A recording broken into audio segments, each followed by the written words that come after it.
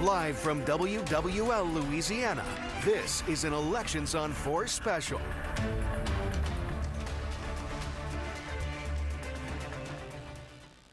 Good evening and welcome to the 2025 debate for Orleans Parish Sheriff, hosted by WWL Louisiana.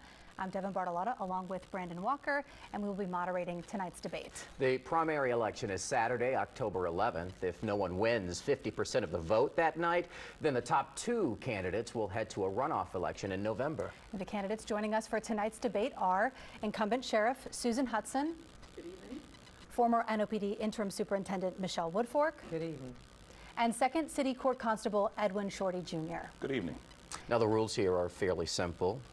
Now, each of these candidates did poll higher than 5% in our WWL Louisiana poll. And Brandon, you were going to talk about the rules. Excuse me there, got ahead of myself. They are fairly simple here. Devin and I are going to be asking the questions tonight, and each candidate will have 1 minute to answer them. Now, if another candidate is called out by name during someone's response, then that person will get 30 seconds for rebuttal. We will begin with an opening statement from each candidate. Sheriff Susan Hutson is first tonight. Sheriff Hutson. Okay, thank you.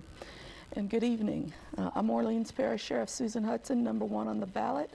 Honored to be here tonight. We're going to talk about what really is going on in the Orleans Justice Center. I took an oath before God in this community to be a change maker in this jail, and that's exactly what I'm doing, and we're going to talk about that tonight. I've taken on everything that the city has thrown at me, and we've done it well. I made specific promises to this community, and I'm keeping all of them. Now, along the way, I've ruffled some feathers because not everybody wants to see change be made. And I'm never going to be a part of the political cliques in this city. But what I've done in 3 years is support our deputies so that to keep them safe and this community safe. I've also taken on Mardi Gras, taken on patrolling in the French Quarter, and also supporting the culture bearers of this community. And we're going to talk about what happened May 16th, but what I can tell you for sure is that no one can get out of that jail without inside help. I'm the Sheriff Susan Hutson, the People's Sheriff, number 1 on the ballot. Thank you, Sheriff Hutson. Next, we have Miss Michelle Woodfork. Good evening. My name is Michelle Woodfork, and I'm a native New Orleanian, a 35-year law enforcement professional. I educated myself in the field of law enforcement. I received a bachelor's degree from Southern University at New Orleans and also a master's degree from Southern University at New Orleans in criminal justice with a concentration in law enforcement. And again, I'm a proven law enforcement leader. I served as a deputy sheriff when I began my career. I moved on to a police officer and then ultimately the interim superintendent of the New Orleans Police Department. I serve with integrity and transparency and accountability. And I am the only candidate that has the knowledge, experience, and expertise to fix what's going on inside the Orleans Parish Sheriff's Office. As your superintendent of police, I authored and implemented a strategic plan that got violent crime down 25%. Thank you, Ms. Woodfork. Now, opening statements from Constable Edwin Shorty Jr. Thank you. Again, my name is Edwin Shorty. I'm a native New Orleanian, grew up in the lower 9th Ward, went to Southern University at New Orleans, and while I was at Southern University at New Orleans, I worked in the jail in Templeman 1 and 2 all the way through college. After leaving Southern University in New Orleans with a business administration degree, I went to Southern University Law School. Finished in law school in 2002, and since then I've owned my own law firm. One thing I can say is I think I'm the only individual up here who's run their own business. In 2012, I ran for and won to be constable of Second City Court. And if you recall, after Katrina, we merged the civil sheriff and the criminal sheriff. So part of my job is what the sheriff's office already does. We just do it for a different court. We handle evictions. We handle service of process. We handle the issuance of subpoenas. That is what we do every day. I also happen to serve on the board of my alma mater, Southern University, and I've served on that board since 2018. So I have a unique perspective on educational programs and workforce development programs that we can bring to bear at the jail. Thank you, sir. We will now begin by asking each candidate one individual question, with 1 minute to respond, beginning with you, Sheriff Hutson. Sheriff Hutson, just in the last 4 months, the jail has experienced a historic jailbreak, a mistaken release of an inmate. You've also been held in contempt of court by criminal court judges, and as of this morning, the department is dealing with a cyber attack. What can you tell us about the cyber attack, and in light of these incidents, why should the public have confidence in your leadership? First, I need to correct something you said. It was not a historic break. There were breaks in the 70s and 60s and 80s. 20 plus people got out. 28 one year, 21 another. You know, I know that I met some of the people who broke out of the jail at that time. And at that time, they actually broke out of the jail and were not helped out of it like the people in May 16 were. That was a let out, not a breakout. And it was very curious on the timing as well. And we know that sheriff's offices are political agencies, and the actors in them, the employees in them, are also political. Now, I'm not sure why you're asking me about a cyber attack, as I did not attack the agency. That is something that happens all over. And what we did was be able to limit it, control it, and still be able to function in the jail and the courts and the clerk's office, because we feed all of those offices, and we were able to do that. We made our notices, and we're working with all the partners in the community, including the city and the state, to find out exactly what happened and to fix that. Thank you, Sheriff Hutson. Now to Ms. Woodfork, a question for you.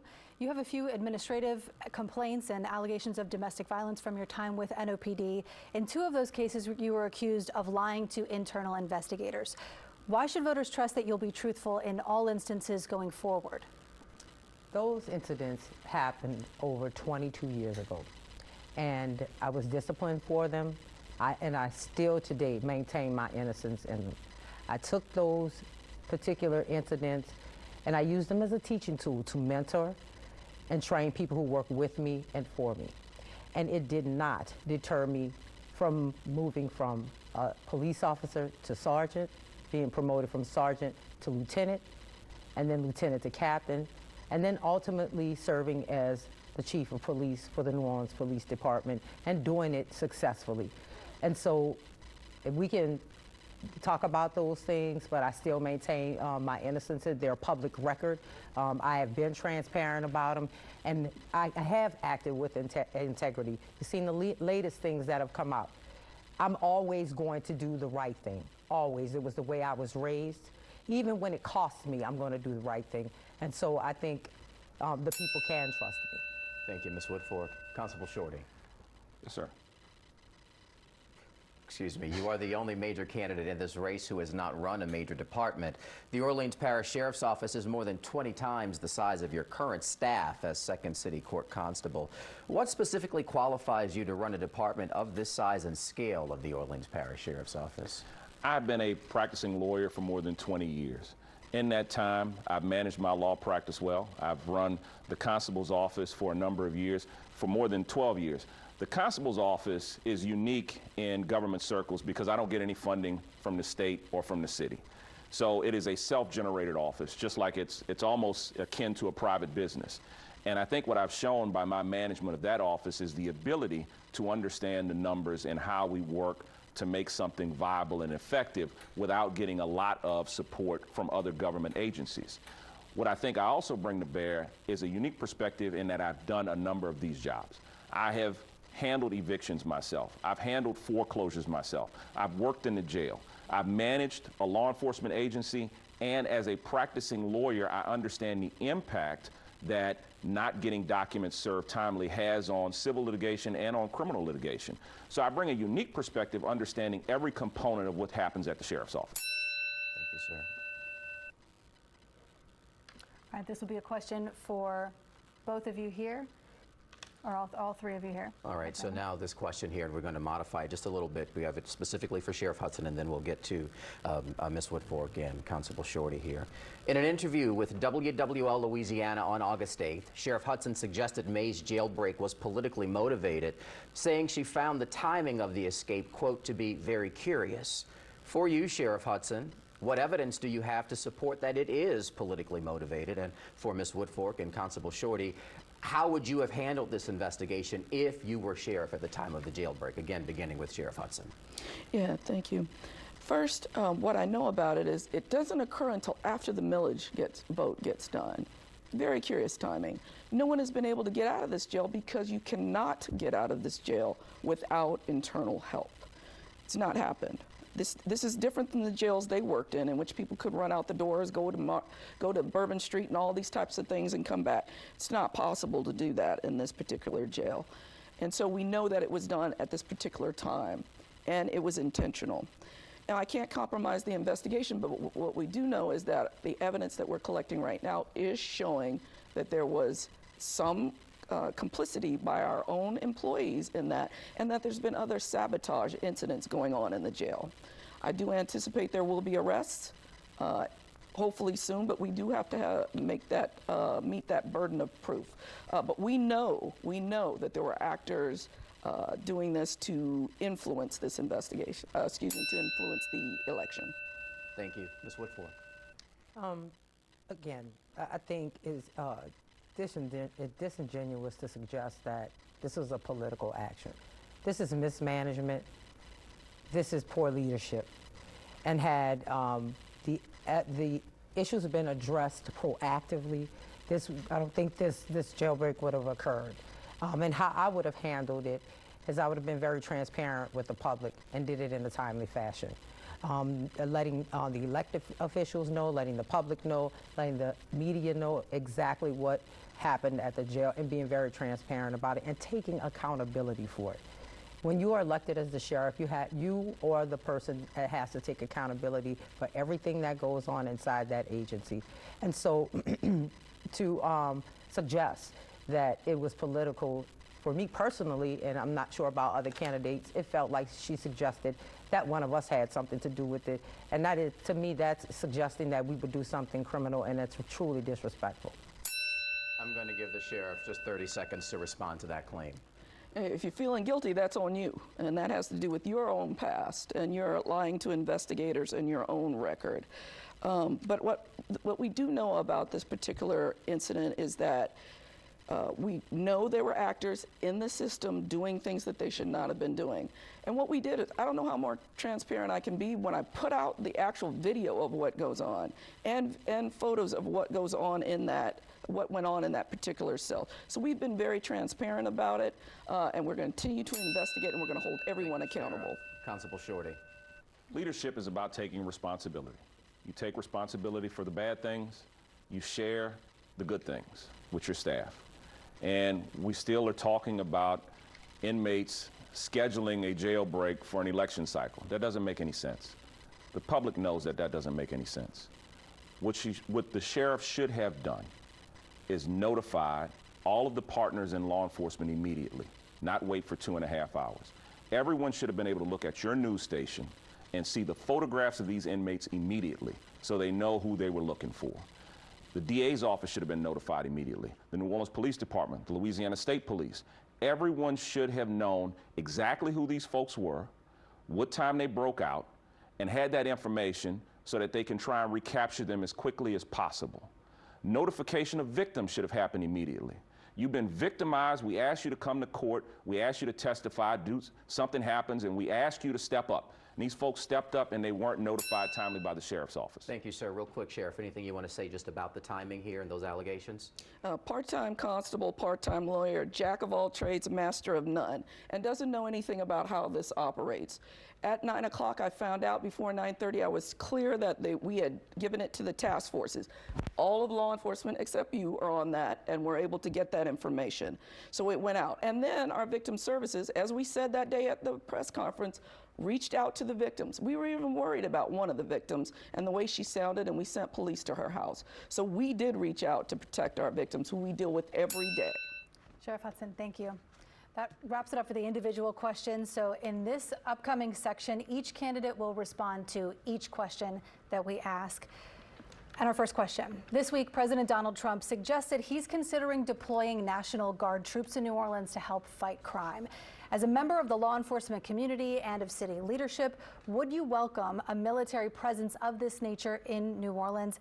And we begin with Ms. Woodfork. Earlier today, I heard our Chief Kirkpatrick say how crime is going down, gave those numbers, talked about Golden Eagle, and but also welcoming partners, any type of partners, our federal partners, our state partners, and our local partners, we always want partnerships, right? And so I think that it needs to be a conversation to see that we really need that kind of presence here in New Orleans. And not to say that we don't welcome, of course, they're servicemen, right? They came here, they helped us during Hurricane Katrina. We support them. There are many who are in law enforcement who are in the National Guard. And so they are already truly our partners on the job. So I think that we just have to examine whether we really need the National Guard here. Is it needed somewhere else or in some? But we never want to say no to partnerships. We want to talk about it, have conversations about it, and see if we really need them. Ms. Woodfork, thank you. We'll next go to Constable Shorty. Look, I think there have been a number of reports to show that National Guard troops don't want to do this kind of work. It interferes with morale, and it's not good for the population.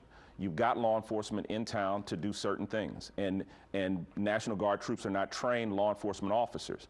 But I do want to go back to something that the sheriff's office said, and she wants to call out other folks about their misstatements. What she said was a misstatement. The New Orleans Police Department will tell you they were not informed timely of this incident, of the jailbreak. The DA's office will tell you that they were not informed timely of this incident. Several hours later is not timely. The criminal court judges who had pending cases involving the individuals, the murderers who escaped, were not notified timely. So to stand here and then say that we notified people timely is disingenuous. And we can't let folks get away with telling those kind of misstatements openly to the news. Constable Shorty, thank you. I do want to keep it on this question, but in the spirit of fairness and going back to our rules, about 30 seconds to rebut. Sheriff Hutson, would you like to revisit the timing issue, or should we move on to your answer for this question? I think it was clear. We notified all law enforcement and those who work on this task force, which includes almost everyone in this whole area. Okay, I will have to ask you then to answer this question. As a member of law enforcement and city leadership, would you welcome a military presence like Donald Trump is talking about in New Orleans?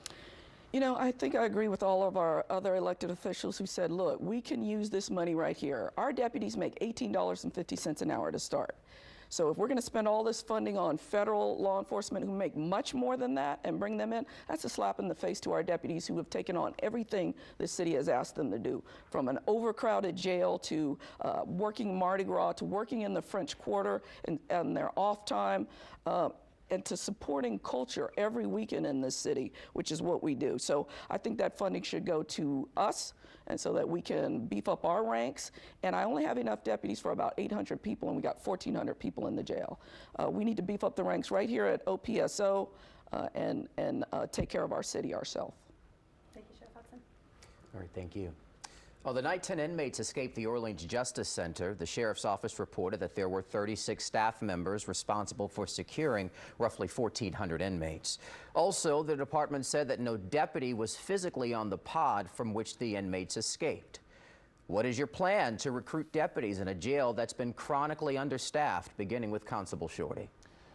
I would reinstitute a program that was there when I worked there, which was a college student program, which allowed me to work my way through undergrad. And I think you bring that program back and reach out to colleges in the metro New Orleans area. I think you also bring back the About Face program that had individuals who were stationed here at Marine Forces Reserve and Belle Chase Naval Air Station also work on a part-time basis because they've got basic training. They then get corrections officer training. But part of the problem is retention. If the focus of the sheriff's office is on quality of life for inmates, and not on the quality of life of the deputies, no one's going to work there. They're not going to feel safe. You've got to first beef up the workforce. And once you've beefed up the workforce, then you can talk about other issues that relate to services that the sheriff's office can bring. But when you reinstitute college student program and you reinstitute About Face program and talk about some flex scheduling, because it's a 12-hour shift. So if you go in and say, thank you, sir. Sorry. Sheriff Hutson. Yeah, like I said before, Constable Shorty's a part-time lawyer, but if he had read the consent judgment, he'd know that you have to, it's not like in the old days when it was 4 times the death rate in the jail. Violence was way bigger than what's going on right now, and we were on our way to a consent judgment in those time period. But now, everybody who goes to work in the Orleans Justice Center has to have 92 hours of training. That's post level 3. They have to have an additional 30 hours of training about sexual assault and other consent decree related matters. So you're going to have to train them all first before these students can come in and do that, and the same thing for the military. So they're not just going to walk in there like that. And so what we need to do is continue to beef them up. I fought for raises. We've gotten them up from $15.50 an hour when I got into office, and they hadn't had a raise in 5 years when I fought for our deputies to get these raises. But we need to get to the national average, which is $24 an hour, and that's a great start. Because you know what? I have to compete with other agencies who are paying better, including NOPD, who also get retention bonuses. Thank you, Sheriff Hutson. Ms. Woodfork. As an interim superintendent of the New Orleans Police Department, and in my strategic plan, it addressed recruitment and retention. And we managed to hire 105 new police recruits and 104 civilian employees. And we did that by having a robust recruitment effort. We had a recruitment team, and that team focused on going to having job fairs, actually giving tests for people to be hired right then and there. You have to be creative, but you also have to create partnerships. Partnerships with people like the NOPDJF, the New Orleans Police and Justice Foundation, to assist you in trying to get those that recruiting effort up. And you have to cast your net a little bit wider. You know, we all know that hiring law enforcement right now is very, very difficult. So you have to be creative, offer incentives, offer upward mobility inside the agency, change the culture inside this agency. It should be seen as a career and not a stepping stone. Thank you, ma'am. We're going to give you a chance to answer the question, but first, if you'd like to respond to the claim that you're a part-time lawyer. Yes. So in my 20-some years of practicing law, I've handled criminal and civil jury trials. I represented individuals involved in the Danziger police shooting. I've handled thousands of bankruptcies and saved a number of individuals from losing their home. So I don't know why we would discount that experience, but that experience makes me the most qualified individual up here to be the sheriff. I understand how it all works, not just the jail, but the components that we're failing at every day, getting folks served timely, handling our evictions. Constable Shorty, thank you. Because we did have you answer that question first, we're going to go to our next question, and that is regarding safety. So safety for both inmates and deputies remains a top concern within the Orleans Justice Center. In July, the Sheriff's Office confirmed an inmate assaulted a deputy who needed medical treatment as a result. Attacks among inmates have also increased within the facility. With understaffing and overcrowding at critical levels and knowledge of prior warnings from federal monitors that high-risk violent inmates were not being properly kept separate from other inmates, what will you do to improve safety on day one? And this begins with Sheriff Hutson. Yeah, so as I've said, the first thing we did was start looking at this population and trying to get this justice system to move faster. We were at 1,600 at one point, and again, I tell you, we have deputies enough for 800 maybe. So 2 times that population of what we can handle, and it went up 70% since I've been in office. But I trust the men and women of this department. I'm grateful for all their efforts to keep it safe here. But here's the real story. Every day, because these people, most of these folks are pre-trial. Every day we serve 4,000 meals. We take the entire population in the jail and a half to court every day. Specialty appointments for a sick population, medical and mental health care.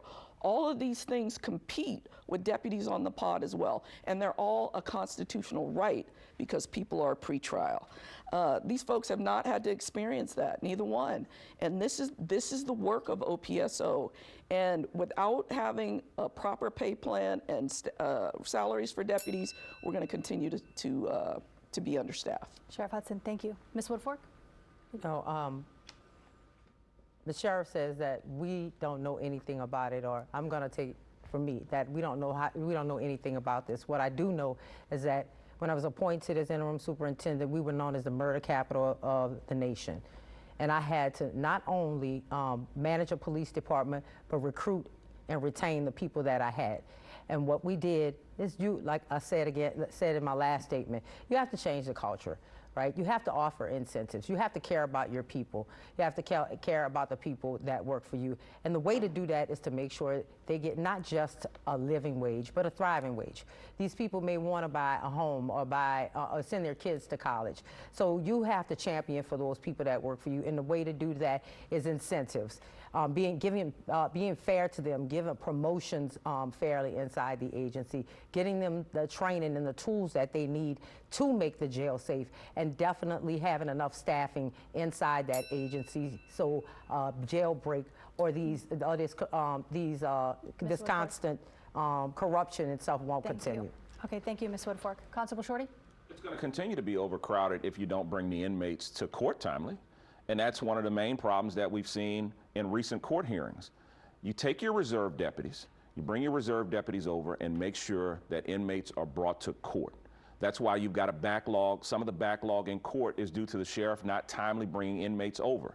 So that's one way to reduce your population, because if the court moves timely, then individuals either get sentenced or sent home and they're moved out of your facility. So that's one thing that you can do. We've talked about recruitment. If you're recruiting individuals, if you're beefing up the workforce, then it makes it safer. But one of the things that you've got to do is you've got to rebook individuals, recharge them with criminal charges if they injure a deputy. They've got to get additional charges and face time for hurting any deputy that you've got in your facility. And that is a non-starter. It can't be that we're so concerned about our residents that we're not taking care of our deputies. Okay, thank you, Constable Shorty. Address that. We'll give you a couple seconds to address that. Sure, Yeah, because it's absolutely inaccurate. The issue at the court was weekend court. We're the only parish in the state that does weekend court. We have 2 courtrooms in the jail where not the magistrate, but the commissioners can come over and do court in the jail. And that's what they do everywhere else in this state. We're the only ones doing weekend court. Every month, we take the entire population of the jail and a half to court. That is inaccurate and incorrect. Again, part-time lawyer, not really knowing what's going on. Since it's inaccurate, can I address it? Sure thing. We'll give you 30 seconds. We've been doing this since 1974. New Orleans has had magistrate court and evening and weekend court since 1974. It isn't until this administration that we've been unable to do it.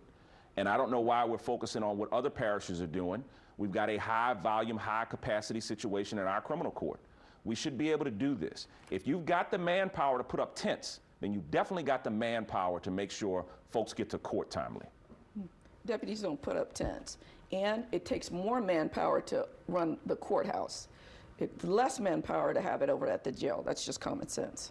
All right, thank you. We do want to move on just in the interest of time. Thank you for your responses there. Now, in this segment, we will allow each candidate to ask a question of the other candidate. The same rules are going to apply here for this section for rebuttals. We're going to begin with Ms. Woodfork.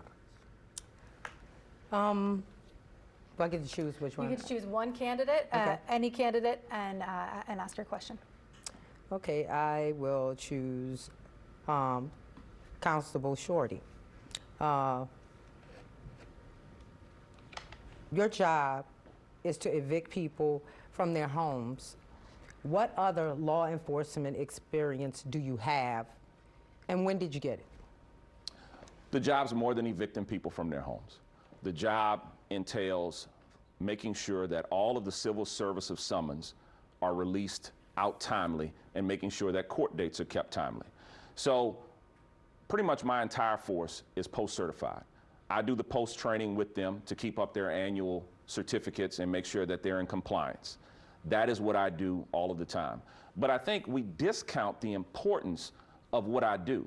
And until you've been in a domestic case, or you've been in a personal injury case, or any type of litigation, and you've gotten to court, and you've paid your lawyer, and you're sitting there thinking your matter's going to get dealt with, and then you're told, oh no, your matter's not getting dealt with today because it wasn't served timely, then you can discount what I do.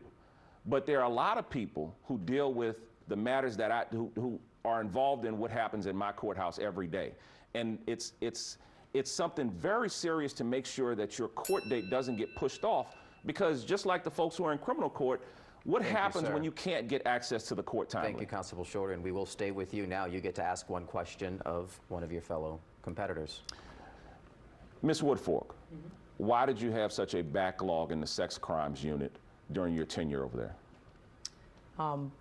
As you know, that backlog was there before I became the superintendent of police. We didn't get the opportunity to hire more than 950 officers at the time when I was the superintendent. So we were working towards beefing up our sex crimes unit, and so it takes time. Every agency in this country has a staffing crisis, right? They're trying to hire folks, and so the backlog is, it was a backlog of cases because, of course, you didn't have enough detectives. So if you don't have enough detectives, there are going to be some cases that are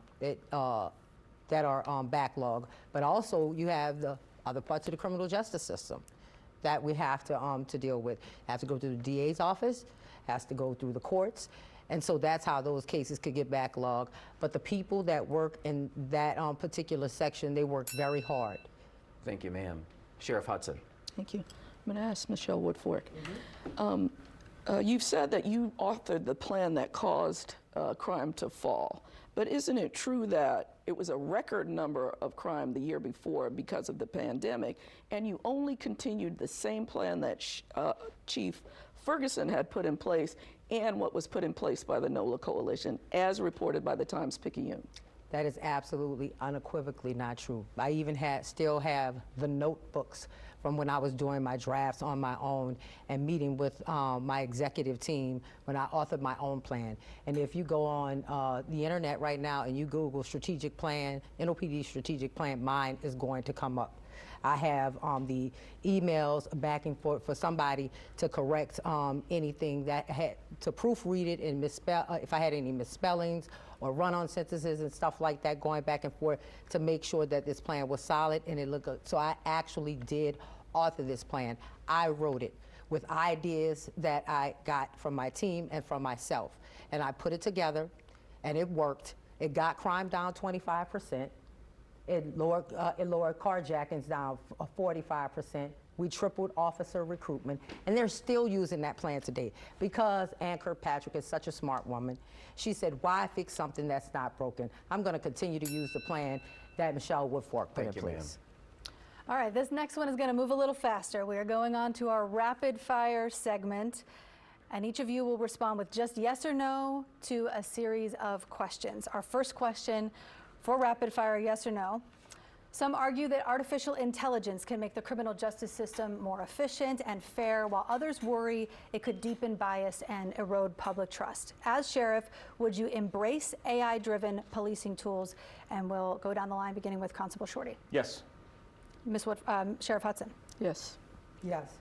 Okay, thank you. Next question. In 2022, the Sheriff's Office said it would begin issuing weekly incident reports to keep the public informed of things like contraband, misconduct, staffing shortages, and altercations inside the Orleans Justice Center. But a report of this nature has not been issued since November of last year. So, will you commit to issuing weekly incident reports, beginning with Sheriff Hutson?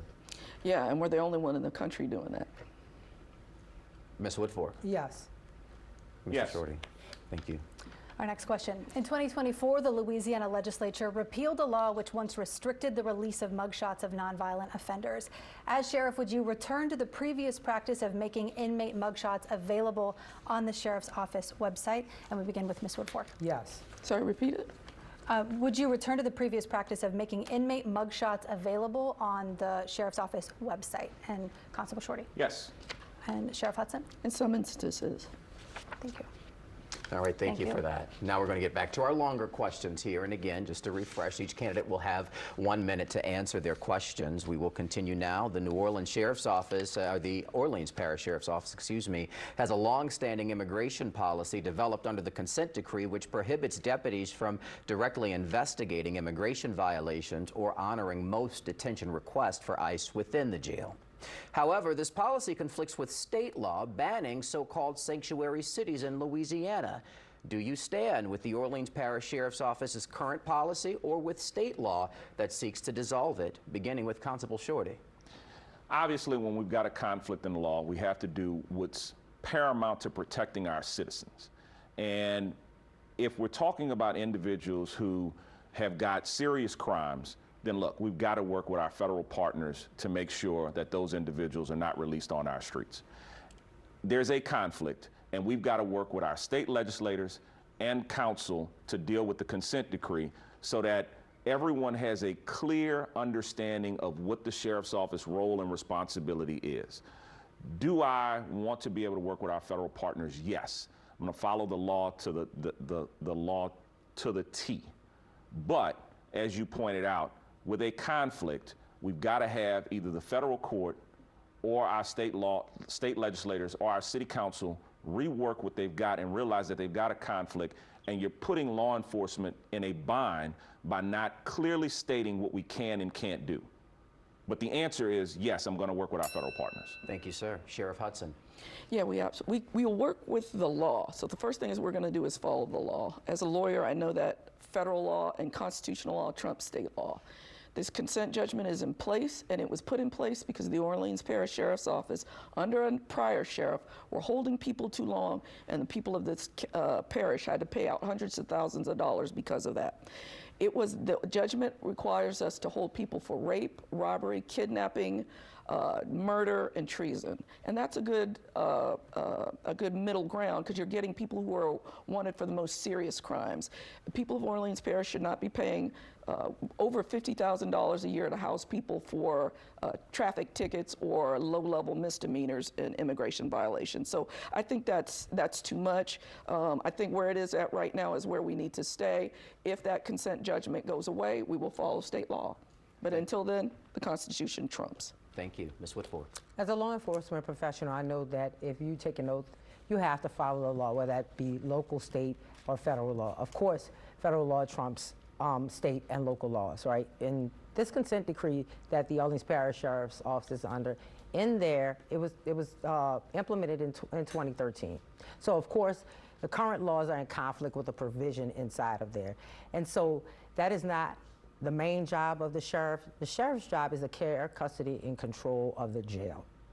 But am I going to partner with my federal partners? Absolutely. Am I going to follow the law? That's exactly what I'm going to do, because I am a law enforcement officer. I'm going to leave it to the legal experts and the courts to figure out what exactly the law is. And it does put us in a bind. It puts law enforcement in a bind when you have something like this. So again, leaving it to the legal experts and the courts to figure out so we can follow the law that is going to come out of the litigation going on with it. Thank you, Ms. Woodfork. The Orleans Parish Jail Population Report for the month of July placed the daily average number of people detained at the facility at 1,446 people. That is a 4.6% increase from June's daily average, and it is well over the inmate limit that was set by City Council. While we are awaiting the August report, overcrowding is a concern that challenged both the current and previous administrations at the Orleans Justice Center. What will you do to fix overcrowding at the jail? And we begin with Sheriff Hutson. Yes, I'm going to continue to do what I've done, which is, number one, we created a jail population management unit to drill down on the numbers and see who's there and why they're there. If we have people there for mostly misdemeanors, then we can talk to the police department about more summonses. If it's about people being reset over and over again, we can talk to the district attorney, the courts, and the public defender about being more speedy in getting folks to trial. We have some people who've been in our custody 9 years. 5 years, and on average it takes about 2 years for folks to get to trial. That's problematic for an understaffed and overpopulated jail. So we're going to continue to drill down on those numbers, and we're going to, at some point, we're going to have to ask for some relief from our federal court and our consent judgment if we're not able to get actors in the system to operate more efficiently and to move people along more quickly. As the courts are fully open and we've been able to get, again, the population of the jail and a half to court every month, there's no reason that this shouldn't move. Sheriff Hutson, thank you. Ms. Woodfork, your thoughts on overcrowding at the jail? I think it's absolutely necessary to address jail population to get it down to those numbers where this jail is functional. And in order to do that, you have to have a relationship and create a collaboration with your other partners inside the criminal justice system. That's the police department, that's the DA's office, the courts, and the clerk's office. It needs to be a conversation on how we can forward the wheels of justice quicker. We can think about letting those out who are that are committing low-level crimes, but just cannot afford a $100 bill that they're under or whatever. Start talking about ways to let those people out and do some community service or different things like that until it's their time in court. But more importantly, you definitely have to address the fact of how are you going to make sure that it's safe inside this jail because of the population. You're talking 1,450. Ms. Woodfork, thank you. Constable Shorty. Look, we're not having a real conversation about this, and we've got to sit down with the council at some point and say, you've come up with this arbitrary number of 1,300. Sheriff's Office isn't the main arresting agency. The New Orleans Police Department is. You've got more inmates than you've got bed space. You need more bed space. Because we can blithely and cavalierly talk about releasing low-level offenders, but the majority of people are not necessarily traffic offenders or individuals who are just there because they've got a drug addiction problem. You don't necessarily want somebody who's committed a simple battery on you getting a summons so that they can come back and commit another simple battery on you. Once we have additional bed space, then I think you're going to deal with your overcrowding problem in a better way. I don't have a problem with saying for individuals who've got substance abuse problems or nonviolent offenders, we're going to release them for overcrowding. But the idea that the majority of people are there on simple issues is just false. We've got to have the bed space to keep violent folks off of our streets. All right, thank you, Constable Shorty. Thank you. Sheriff Hutson has said that the jail needs more money to solve some of the problems that led to the jailbreak. But the city council has argued that it doesn't know what the sheriff is doing with the money the department has because members can only see high-level reports, they say. They do not have access to view specific expenses, staff salaries, or contract costs. To each of the candidates, will you commit to using the city's BRASS system, the accounting program there, so that the council can see the department's expenses or provide a line-by-line breakdown of the budget? And if not, why? Beginning with Ms. Woodfork. Absolutely, I would use the BRASS system. It affords you accountability, transparency. You know, you don't only take an oath for the care, custody, and control of the jail when you become the sheriff. You say, hey, I'm going to be a good steward of taxpayer dollars. And how do you do that? You show them exactly how you're spending their money. And the BRASS system is transparent. You can see what vendors, what contractors are being used. What you have to do is register with the city as a vendor or a contractor, and then go through the bidding process. And that is the most transparent thing that you can do, right? You can see exactly who those vendors are, exactly where every dime and dollar is being spent when it comes to contracts with the sheriff's office. And I have no problem using that system. I think it's a very transparent transaction. And if it doesn't work for the sheriff's office, find a system just like it. People need to know in real time how their tax dollars are being spent. Thank you, ma'am. Constable Shorty. I think we can really take a hard look at BRASS and see if it works. But a lot of times we talk about transparency relative to the current sheriff's administration, and I don't think transparency is the issue. Competency is the issue. What are we doing with the money? If the way you tried to sell a tax increase to the citizens of the city of New Orleans is I want to have tablets for inmates to entertain them, then we see what you're doing. It's not necessarily that it's not transparent. We don't like what you're doing. If the issue is I want to pass a tax to do certain, I think one of the sales pitches was I want to make the jail suicide proof, and folks are going, well, now you're talking about whether or not you're going to pay deputies more. Well, if you're trying to sell a tax to pay deputies more, sell that tax. We see what's going on. When they had a water problem, the legislative auditor was able to say, you've got money, spend this money. So there's transparency there, there isn't competency there. Thank you. And Sheriff Hutson, I'm going to give you a second just to respond, if you would like to the claim that competency is the issue. Specifically, what are we doing with the money? Competency is the issue about Constable Shorty. Like I said, part-time lawyer. If he had read the consent judgment, and he is a lawyer, he would have seen that in there is an actual court order from the judge that says very clearly the city is responsible for deputy salaries and for pay plan. And the sheriff cannot unilaterally up salaries. It is the law. The competency is not on my part. The incompetency is not on my part, it's on the constable's part.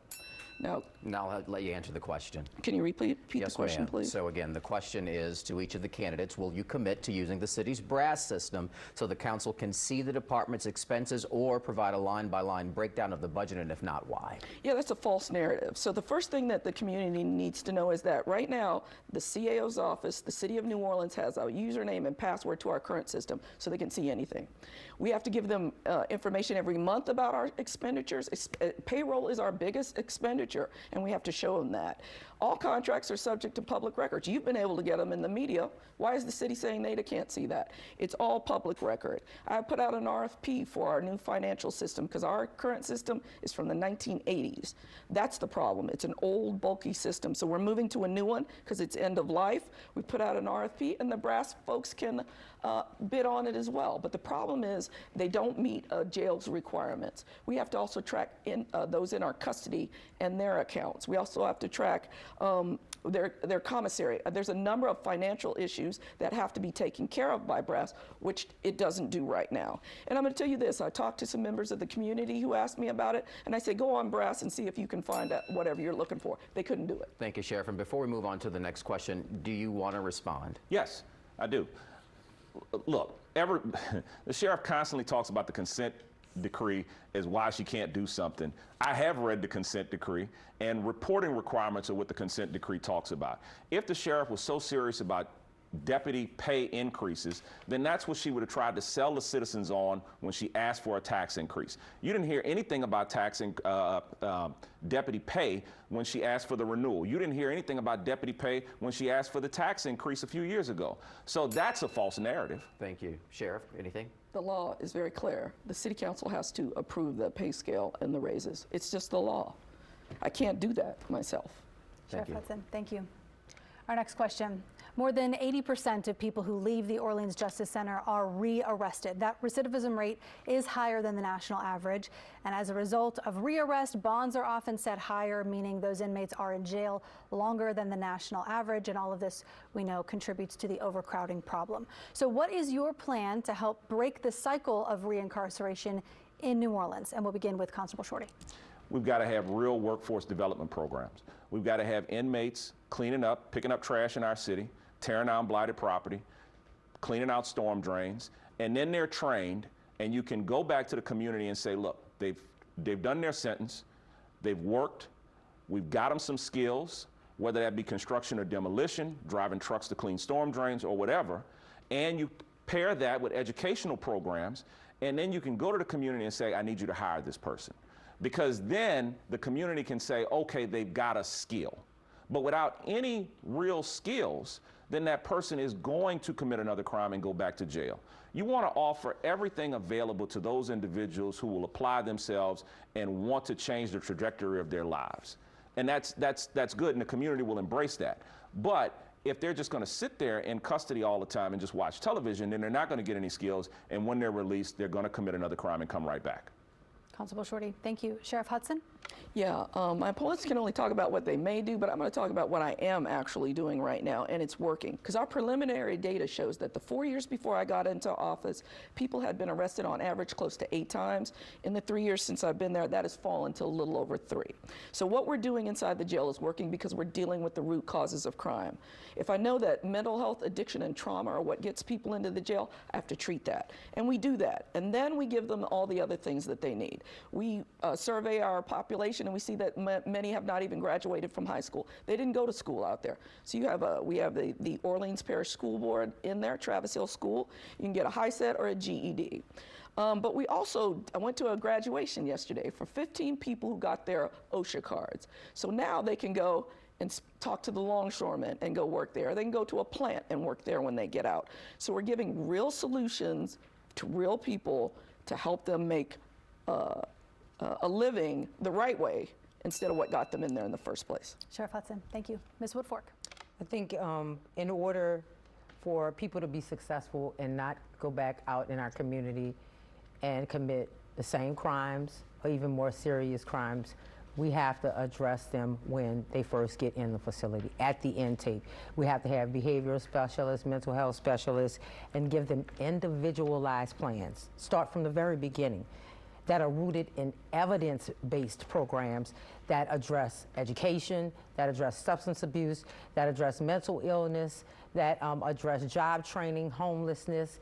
We have to give people those second and third chances, and making sure, and you know, our sheriff says that they're already doing that, but the recidivism rate at OJC is 83%. So obviously those programs aren't working. They have to be evidence-based, and you have to follow that. You got to follow the data.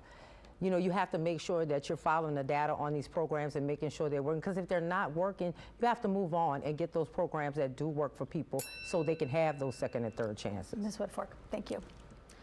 All right, we are approaching the close of tonight's debate, and in this final segment, we want to give all three of you some time to make closing remarks. Yeah, you'll each have 90 seconds to speak directly to voters here. We're going to begin right now with Constable Edwin Shorty. My name is Edwin Shorty. I'm number 5 on your ballot. I'm the only person up here who's handled an eviction. I'm the only person up here who understands how the foreclosure process works. I'm the only person up here who's practiced law. Aside from part-time lawyering, I do practice law, and I understand what it means to individual litigants when their paperwork isn't served timely and how that wastes money. I understand how criminal litigants can end up in court and have not been served, and now victims' times are wasted, the judge's time is wasted, and the individual defendant's time is wasted. I understand what the jail life is like. I've worked in the jail. I worked my way through undergrad in the jail, so I get that process. This is about management. This is about the care, feeding, and custody of these individuals every day. This is about bringing real educational programs and workforce development programs. I'm on the board of an HBCU. I understand what educational programs we could bring to bear. That's how you change the trajectory of these individuals' lives. Not just saying I'm gonna give them a GDE, but I'm gonna give them some kind of skills so when they come out, they're marketable and you can help them get a job. But we're not going to release anyone, and we're not going to get buy-in from our community till they feel that the jail is safe, until they know no one else is running out the front door of the jail. They're not going to be victimized by these individuals again, and that's how you get the community to rally around and make sure when you successfully complete programs that these individuals can get hired. Thank you, sir. Sheriff Hutson. Yeah. Again, my opponent, part-time lawyer, part-time constable, but can't tell the full truth up out here. This particular constable also has been disciplined by the bar because he did not take care of his clients and he did not follow the law.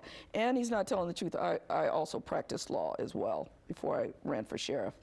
He was part of a car wreck scheme, and he was doing that for a year before he found out his clients had a car wreck scheme, and he was the lawyer on the case. They went to federal prison. I met 2 of his clients this weekend who talked about how he had messed up a bankruptcy and had hurt a 78-year-old woman, and she lost her house as a result of his lawyering. We do 20 times the work of the constable. I have way more employees. We serve 32,000 papers per year, 1,000 TROs. We do much more work than him. It is not even close. Michelle Woodfork. We talked about her disciplinary history, domestic violence, lying, insubordination. But also when she was in office, the consent decree monitor said that the New Orleans Police Department was backsliding. And so their numbers, the way they were coding calls was incorrect. And they were downplaying calls on her watch. Also, the satisfaction in the NOPD went down while it was also under her watch. So they're talking as if they were the most successful people in the world. That's not true. But what I've done is take on the hardest job in this city. We've been successful at getting people to better places. And yes, there are going to be issues in a jail. Constable Shorty, I will give you a chance to reply, but we're going to go to Ms. Woodfork, and you'll have a chance to reply as well to those comments, ma'am. Again, my name is Michelle Woodfork. I am a 35-year law enforcement professional, and I have worked inside the sheriff's. I've actually worked inside the sheriff's office, not like my opponent, Ms. Hutson.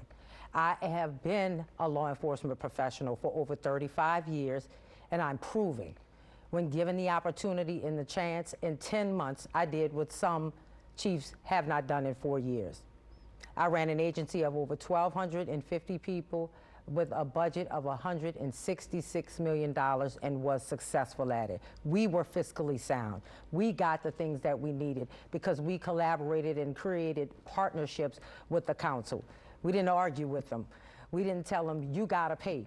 You gotta give us the money.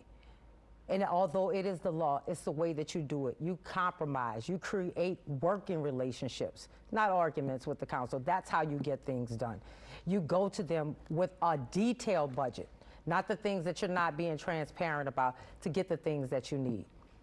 You know, I know that what happens in jail absolutely impacts what goes on in our communities, in our families, and it affects our quality of life. The people have lost trust and confidence in the sheriff's office, and they need a proven leader with integrity to run the sheriff's office, one who is experienced, has the knowledge and common sense to bring safety to all of New Orleans. And that is me, Michelle Woodfork, number 6 on the ballot. Thank you, ma'am. Constable Shorty. Again, leadership is about taking responsibility, and the sheriff ducks responsibility.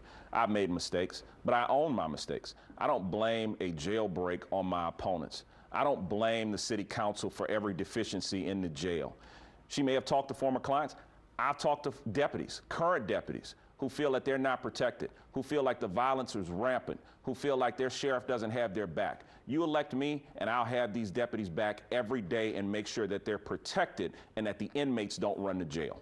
And Sheriff Hutson, a chance for you to respond. Yeah, both of my opponents worked at a time 30 years ago in this jail when it was record numbers of deaths, escapes, people going out the door anytime. They do not understand this current jail. They've never been in it. They don't know anything about it.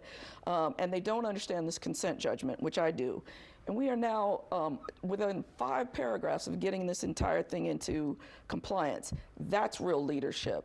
Yes, I am accountable for what went on, but no, I didn't let these people out the door. I'm going to hold those people accountable, and I'm going to tell that whole story. And Michelle Woodfork doesn't speak for the people of the city. We are running out of time, but I think that that's a pretty strong allegation. So if you want anything to say to the claim that you don't speak to the people of the city. I do speak for me. the city, the people of the city, because unlike our sheriff is touting to be the people's sheriff, I was the people's chief. I was in the community. I engaged in our community. I made a change in the department. Of course, she's going to come with the attacks, as my opponents do, who are 30 points behind in the polls. This is what they do. They come with all the attacks. They don't want to talk about the issues. They want to talk about personal things. They want to do personal attacks. But the truth is the truth. Thank you. Thank you. And we do thank you all for your responses. Now, though, we want to take a look at some important dates as we do approach the election. The last day you can register to vote by mail or in person at either your registrar of voters office or the Office of Motor Vehicles is September 10th. You can register to vote online until September 20th. The early voting period runs from September 27th to October 4th, every day but Sunday. Now, most voters can request an absentee ballot up until October 7th. Members of the military and voters overseas can request absentee ballots until October 10th. That is the last day any absentee ballot can be returned, and the deadline is 4:30 p.m. Again, that is Friday, October 10th. Now, the big date, Election Day, Saturday, October 11th. Polls are open from 7 in the morning until 8 at night. This is important. If you are in line at 8 o'clock, you will be allowed to vote. They must allow you to do that.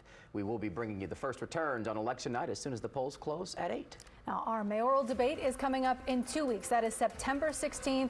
We'll start once again with a pre-show highlighting the top candidates for mayor of New Orleans. That begins at 6:30. Our debate begins at 7 and wraps up at 8 on Channel 4, but the questions will continue on WWL+. You can just download the app for your TV and watch for free. We would like to thank the candidates for joining us for tonight's debate, and we would also like to send a special thanks to the New Orleans Police and Justice Foundation for their help here with the research. Certainly, and most importantly, thank you to the audience, the voters of New Orleans. Thank you for watching, and have a great night.